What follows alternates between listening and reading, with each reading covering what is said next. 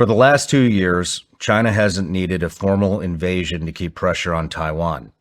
It's used gray zone tactics, aircraft incursions, naval presence, joint sword exercises, and psychological pressure to normalize military coercion around the island. Now, while the world is locked on Iran and the Strait of Hormuz, Taiwan is again reporting PLA aircraft and naval activity. Beijing is publicly announcing humanitarian aid to Iran, Jordan, Lebanon, and Iraq, and Washington is even pressing China to help keep major energy checkpoints open. So here's the question. Are these just separate headlines, or are we watching China exploit a moment where America is being pulled back into the Middle East, using one crisis to test how much pressure it can place on Taiwan before the world treats it like the next emergency? Yes. One of the problems I see with us in Iran is we are depleting our military ability to project force in other areas. If I were Russia and China, if it were me, I would let Iran play out longer. I would let the U.S. use more of its military war fighting capability. And then when they've played it down enough, I would go take Taiwan. It's what they wanted to do for a long time, but we are kind of holding them back. Well, we've got 2 carriers in the Gulf. People could only stay on board for so long. The nuclear power plants can run forever. The people get tired. We can't take them right from there and move them over. I mean, we've got the one carrier in the China Sea, but same thing. I mean, we've got 3 carriers out there fielded right now. The others are in dry dock or maintenance. So if we've got them over there fighting more and more, the longer they're there, the less time we have to move them somewhere else and do something else with them. If I were China, I would say, let's let them play this out. We'll let them get tired. Once they're tired, we'll do what we want to do, and they won't be able to stop us because they're going to be too tired to come over here and do that. And I don't see why they wouldn't. I mean, Xi has said he wants to take Taiwan by 2027. Yeah. And we talked about this at the beginning when I was talking about the sleeper cells within the U.S., and I mentioned that aren't we stretching ourselves a little thin here? We are, yeah. Once again, Venezuela, Ukraine, now Iran, Gaza, Cuba, Panama, Greenland. Like it's a lot of resources going out. And so I don't, we're already declaring low munitions. Israel is declaring low munitions. Wouldn't it be interesting if Israel demanded more munitions from us and we refused and then they just fucking pulled out of this? Mm-hmm. You think that's a possibility? It's a possibility. I think it is. I wouldn't put that past them at all. There goes Rome. Hey, you're on your own. I don't know that I covered this. And they would literally just say, you initiated it. You started it. You go finish it. Yeah. Yeah, I could see that. Me too. I don't think I covered this, and I don't. Yeah, it's not classified.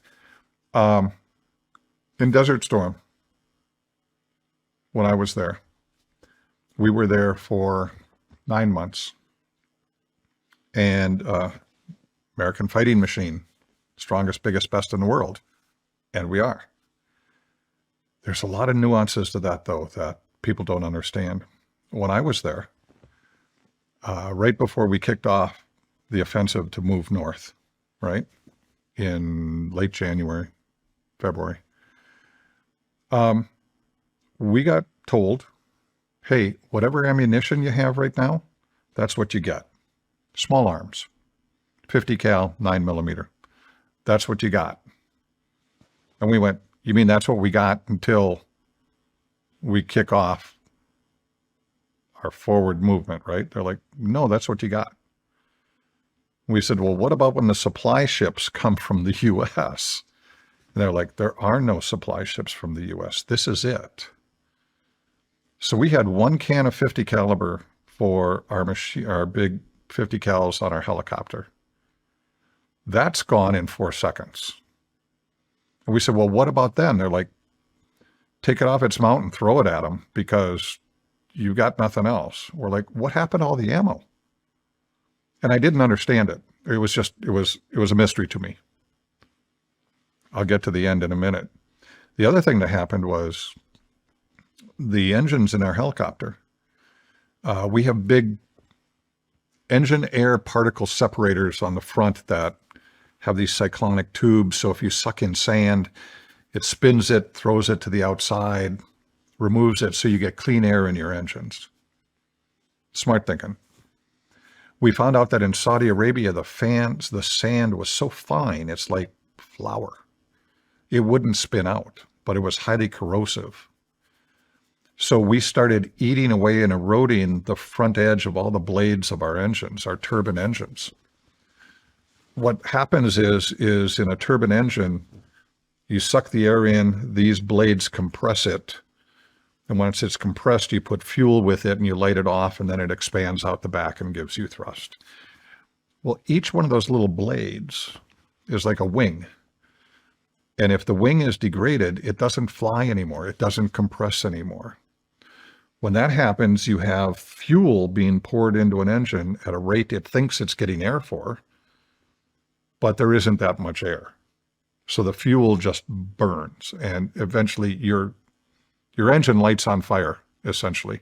It's called a compressor stall. There's a little more to it, but eventually, effectively, your engine catches on fire. We would train for this in flight school, and we all joked, we're like, has anybody in the history of flying ever seen a compressor stall? And we're all like, no, never happened.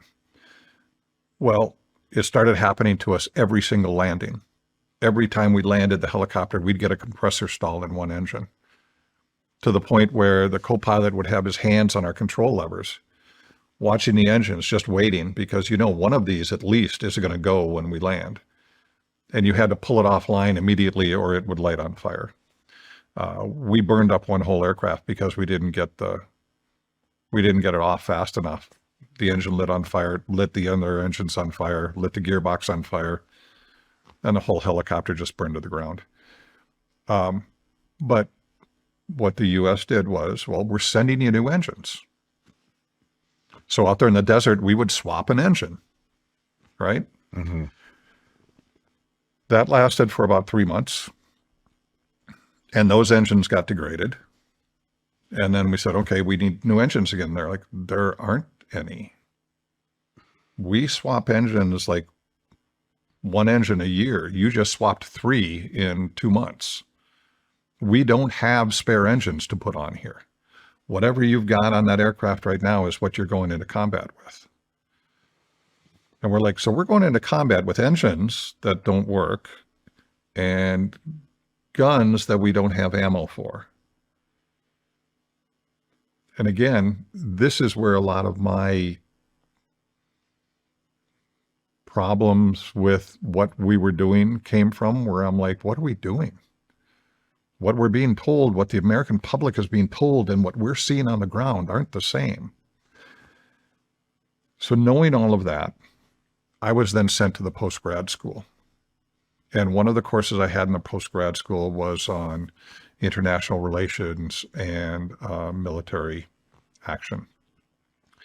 It was taught by a guy who was in line to be one of the 2 choices for Secretary of Defense. The other person got it. This person came and taught the course. And he covered this, and he said, what happened was 6-7 years before the Gulf War, we're building these big, fantastic Star Wars, technology weapon systems. Well, they have cost overruns. It's costing more than they thought. Congress isn't giving them more money. So they looked at it and said, well, we need to find money somewhere. Why are we creating this much ammunition? We don't need that much ammunition. Let's take the money we're supposed to spend on ammunition and we'll put it over here on this weapon system this year. Next year, we'll give twice as much to ammunition and rebuild it. Okay. Next year comes up. The weapon system is still over budget. They're like, okay, let's borrow this year from ammunition and we'll put it over here. And then next year, we'll put 3 times as much for the 2 years we missed and the year we have. Okay. The next year comes up, still over budget, or a new system needs money. And they went, oh, we can't take more. We need to build some ammunition, but let's just allocate half of what we were supposed to allocate to this year and take that half and put it over here.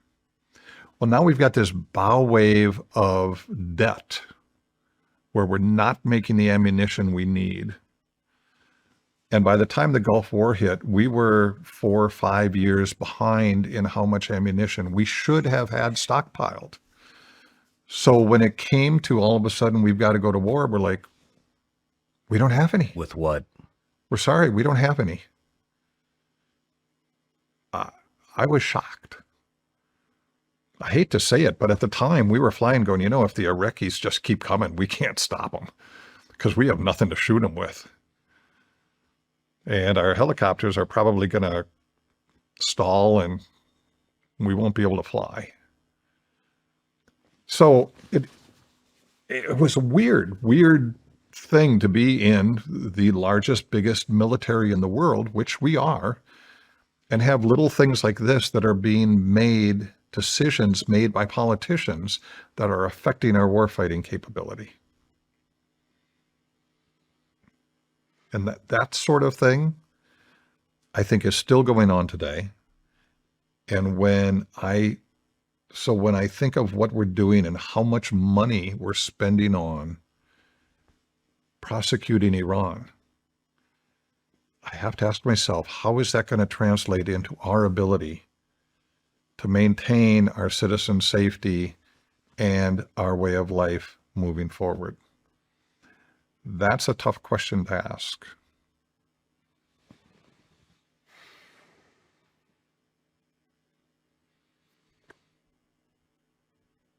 I don't even know what to say to that. I don't either.